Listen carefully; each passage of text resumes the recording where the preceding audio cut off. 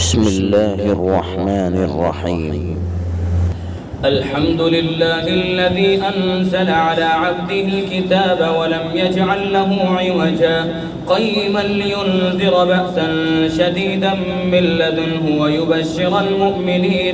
ويبشر المؤمنين الذين يعملون الصالحات أن لهم أجرا حسنا ماكثين فيه أبدا وينذر الذين قالوا اتخذ الله ولدا ما لهم به من علم ولا لآبائهم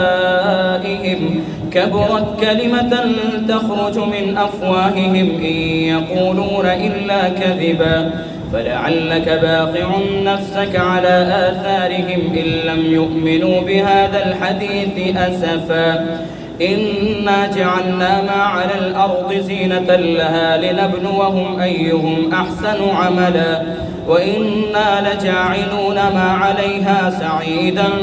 جرزا أم حسبت أن أصحاب الكهف والرقيم كانوا من آياتنا عجبا إذ أوى الفتية إلى الكهف فقالوا ربنا آتنا من لدنك رحمة وهيئ لنا من أمرنا رشدا فضربنا على آذانهم في الكهف سنين عددا ثم بعثناهم لنعلم أي الحزبين أحصى لما لبثوا أمدا نحن نقص عليك نبأهم بالحق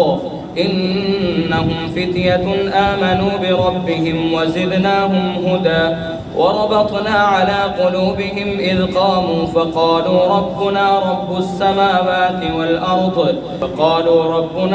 السماوات والأرض لن ندعو من دونه إلها لقد قلنا إذا شططا هؤلاء قومنا اتخذوا من دونه آلهة لولا يأتون عليهم بسلطان بين فمن أظلم ممن افترى على الله كذبا وإذ اعتزلتموهم وما يعبدون إلا الله فأووا إلى الكهف ينشر لكم ربكم من رحمته ويهيئ لكم من أمركم مرفقا وترى الشمس إذا طلعت تزاور عن كهفهم ذات اليمين وإذا غربت تقرضهم ذات الشمال وهم في فجوة منه ذلك من آيات الله من يهد الله فهو المهتد ومن يضلل فلن تجد له وليا مرشدا وتحسبهم أيقاظا وهم رقود ونقلبهم ذات اليمين وذات الشمال وكلبهم باسط ذراعيه بالوصيد لو اطلعت عليهم لوليت منهم فرارا ولملئت منهم رعبا وكذلك بعثناهم ليتساءلوا بينهم قال قائل منهم كم لبثتم قالوا لبثنا يوما أو بعض يوم قالوا ربكم أعلم بما لبثتم فابعثوا أحدكم بورقكم هذه إلى المدينة فلينظر أيها أزكى طعاما فليأتكم برزق منه وليتلطف ولا يشعرن بكم أحدا إنهم إن يظهروا عليكم يرجموكم أو يعيدوكم في ملتهم ولن تفلحوا إذا أبدا وكذلك أعثرنا عليهم ليعلموا أن وعد الله حق وأن الساعة لا ريب فيها إذ يتنازعون بينهم أمرهم فقالوا ابنوا عليهم بنيانا ربهم أعلم بهم قال الذين غلبوا على أمرهم لنتخذن عليهم مسجدا سيقولون ثلاثة رابعهم كلبهم ويقولون خمسة سادسهم كلبهم رجما بالغيب ويقولون 7 وثامنهم كلبهم قل ربي أعلم بعدتهم ما يعلمهم إلا قليل فلا تمار فيهم إلا مراء ظاهرا ولا تستفت فيهم منهم أحدا ولا تقولن لشيء إني فاعل ذلك غدا إلا أن يشاء الله واذكر ربك إذا نسيت وقل عسى أن يهديني ربي لأقرب من هذا رشدا ولبثوا في كهفهم 300 سنين وازدادوا 9 قل الله أعلم بما لبثوا له غيب السماوات والأرض أبصر به وأسمع ما لهم من دونه من ولي ولا يشرك في حكمه أحدا واتل ما أوحي إليك من كتاب ربك لا مبدل لكلماته ولن تجد من دونه ملتحدا واصبر نفسك مع الذين يدعون ربهم بالغداة والعشي يريدون وجهه ولا تعد عيناك عنهم تريد زينة الحياة الدنيا ولا تطع من أغفلنا قلبه عن ذكرنا واتبع هواه وكان أمره فرطا وقل الحق من ربكم فمن شاء فليؤمن ومن شاء فليكفر إنا أعتدنا للظالمين نارا أحاط بهم سرادقها وإن يستغيثوا يغاثوا بماء كالمهل يشوي الوجوه بئس الشراب وساءت مرتفقا إن الذين آمنوا وعملوا الصالحات إنا لا نضيع أجر من أحسن عملا أولئك لهم جنات عدن تجري من تحتهم الأنهار يحلون فيها من أساور من ذهب ويلبسون ثيابا خضرا من سندس واستبرق متكئين فيها على الأرائك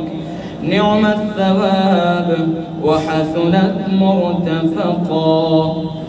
واضرب لهم مثل الرجلين جعلنا لأحدهما جنتين من أعناب وحففناهما بنخل وجعلنا بينهما زرعا كلتا الجنتين آتت أكلها ولم تظلم منه شيئا وفجرنا خلالهما نهرا وكان له ثمر فقال لصاحبه وهو يحاوره أنا أكثر منك مالا وأعز نفرا ودخل جنته وهو ظالم لنفسه قال ما أظن أن تبيد هذه أبدا وما أظن الساعة قائمة ولئن رددت إلى ربي لأجدن خيرا منها منقلبا قال له صاحبه وهو يحاوره أكفرت بالذي خلقك من تراب ثم من نطفة ثم سواك رجلا لكن هو الله ربي ولا أشرك بربي أحدا ولولا إذ دخلت جنتك قلت ما شاء الله لا قوة إلا بالله إن ترني أنا أقل منك مالا وولدا فعسى ربي أن يؤتيني خيرا من جنتك ويرسل عليها حسبانا من السماء فتصبح سعيدا زلقا أو يصبح ماؤها غورا فلن تستطيع له طلبا وأحيط بثمره فأصبح يقلب كفيه على ما أنفق فيها وهي خاوية على عروشها ويقول يا ليتني لم أشرك بربي أحدا ولم تكن له فئة ينصرونه من دون الله وما كان منتصرا هنالك الولاية لله الحق هو خير ثوابا وخير عقبا واضرب لهم مثل الحياة الدنيا كماء إن أنزلناه من السماء فاختلط به نبات الأرض فأصبح هشيما تذروه الرياح وكان الله على كل شيء مقتدرا المال والبنون زينة الحياة الدنيا والباقيات الصالحات خير عند ربك ثوابا وخير أملا ويوم نسير الجبال وترى الأرض بارزة وحشرناهم فلم نغادر منهم أحدا وعرضوا على ربك صفا لقد جئتمونا كما خلقناكم أول مرة بل زعمتم أن لن نجعل لكم موعدا ووضع الكتاب فترى المجرمين مشفقين مما فيه ويقولون يا ويلتنا ما لهذا الكتاب لا يغادر صغيرة ولا كبيرة إلا أحصاها ووجدوا ما عملوا حاضرا ولا يظلم ربك أحدا وإذ قلنا للملائكة اسجدوا لآدم فسجدوا إلا إبليس كان من الجن ففسق عن أمر ربه أفتتخذونه وذريته أولياء من دوني وهم لكم عدو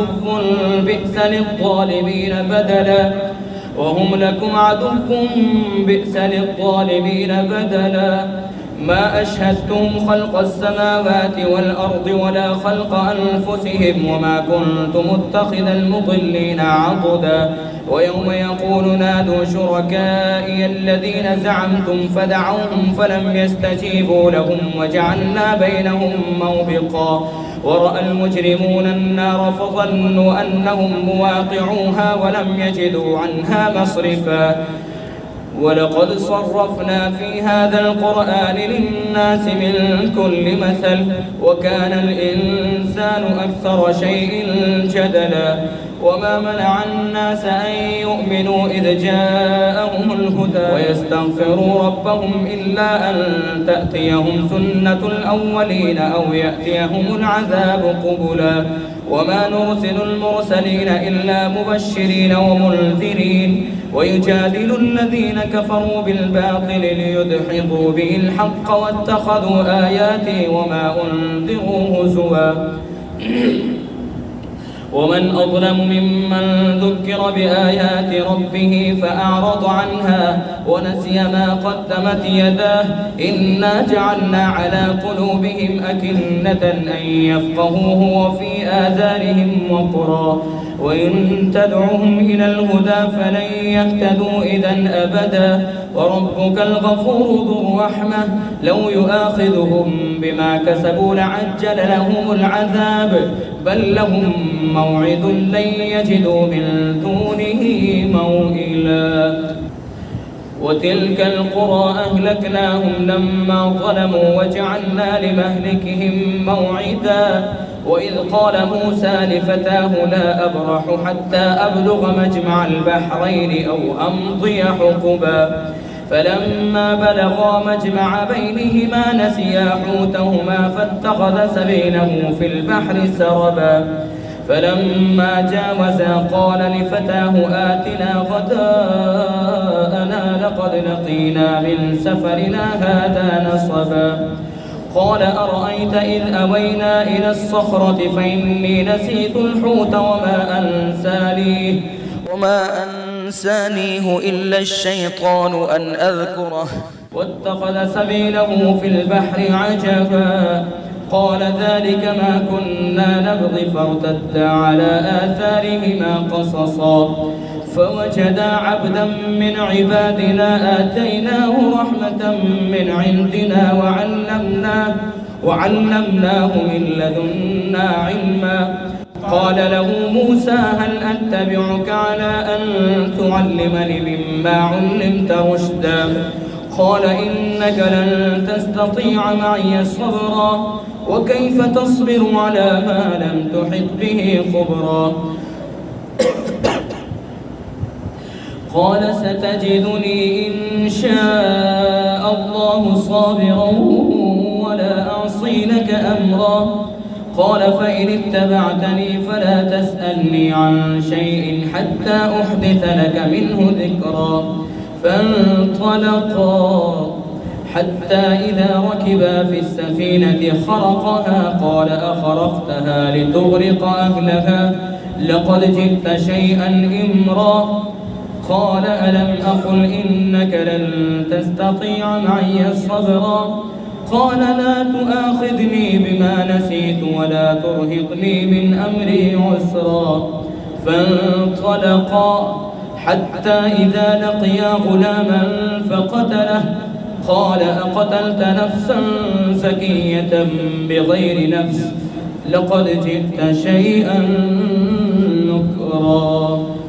قال ألم أقل لك إنك لن تستطيع معي صبرا؟ قال إن سألتك عن شيء بعدها فلا تصاحبني قد بلغت من لدني عذرا. فانطلقا حتى إذا أتيا أهل قرية استطعما أهلها فأبوا أن يضيفوهما فوجدا فيها جدارا يريد أن ينقض فأقامه. قال لو شئت لاتخذت عليه أجرا.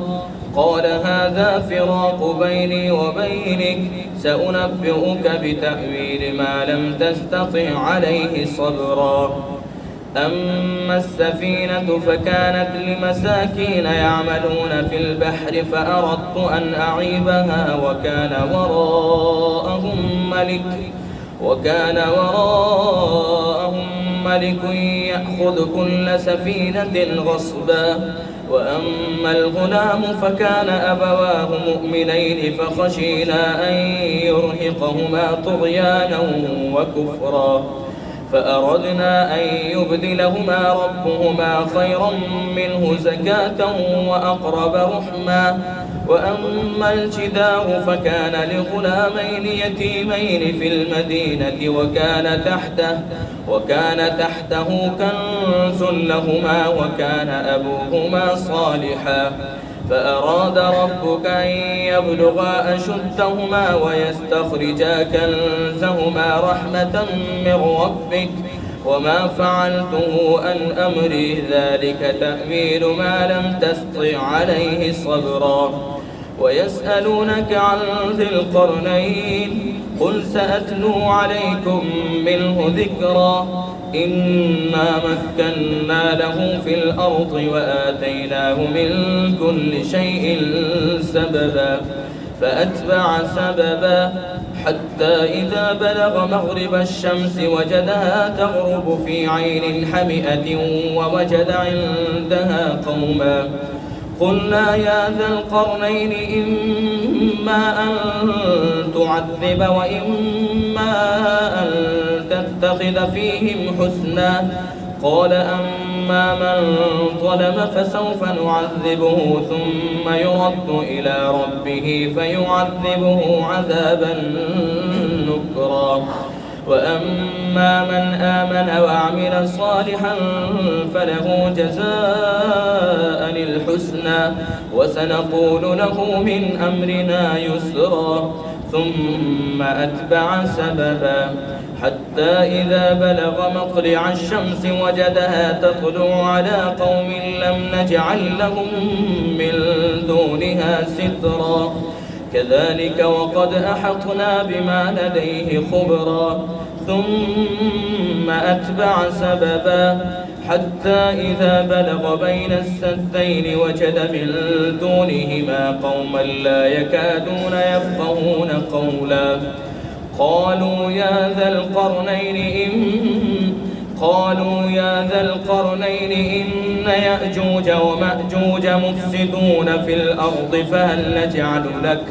فهل نجعل لك خرجا على أن تجعل بيننا وبينهم سدا قال ما مكني فيه ربي خير فأعينوني بقوة أجعل بينكم وبينهم ردما آتوني زبر الحديد حتى إذا ساوى بين الصدفين قال انفخوا حتى إذا جعله نارا قال آتوني أفرغ عليه قطرا فما استطاعوا أن يظهروا وما استطاعوا له نقبا قال هذا رحمة من ربي فإذا جاء وعد ربي جعله دكاء وكان وعد ربي حقا وتركنا بعضهم يومئذ يموج في بعض ونفخ في الصور فجمعناهم جمعا وعرضنا جهنم يومئذ للكافرين عرضا الذين كانت أعينهم في غطاء عن ذكري وكانوا لا يستطيعون سمعا